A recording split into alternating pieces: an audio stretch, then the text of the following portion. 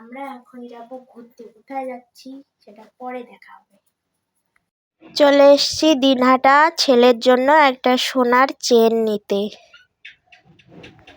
আমার ছেলের জন্য একটা জামা আর আমার দাদার ছেলের জন্য একটা জামা নিচ্ছি। তারপর ছেলের জন্য থাল, বাটি, গ্লাস, চামচ নিয়ে নিলাম। বাড়ি চলে আসছি, একটা নতুন মশারি নিয়েছি। সকালবেলা বসিয়েছি সিদ্ধ ভাত। মা কালকে একাদশীর উপোস ছিল, আজকে পূজা করেছে। এই দেখো গৌরব, দেখাও প্রসাদ, কি কি প্রসাদ দেখাও। গগুলদানা, কলা, ছেলে এখানে শুয়ে আছে, আঙ্গুর ফল। বাবা ভাত খাচ্ছে। ছেলের জন্য একটা বস্তার মধ্যে পোয়াল ঢুকিয়ে ওর ঢুলের মধ্যে ওটাকে ওকে শোয়াবো। এর আগে মা একটা বানিয়েছিল, তো এক জায়গায় বসাতে লাগে, আবার এক জায়গায় ঢুলোতে লাগে। এর জন্য ওইটা পাকা ঘরের বারান্দায় ওই গদিটায় বসাই। আজকে আরেকটা বানাবো, ওইটা ঢুলের মধ্যে দেবো, এটা ঢুলবে ছেলে আমার।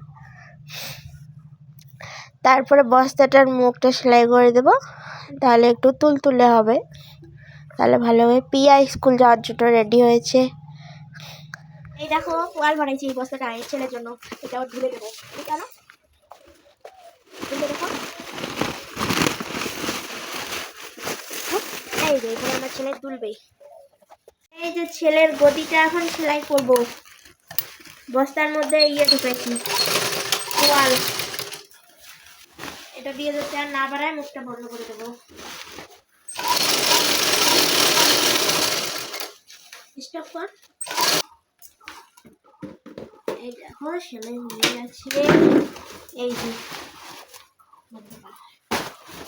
এই দেখো এখন লাউ শাক কাটতেছি। সকালে রান্না করেছি সিদ্ধ ভাত, খাওয়া হয়ে গেছে। এখন এগুলো দুপুরে খাওয়া হবে। দুপুরবেলা লাউ শাক দিয়ে মাছ দিয়ে রান্না করে খাবো, আগেই বেঁচে রাখি।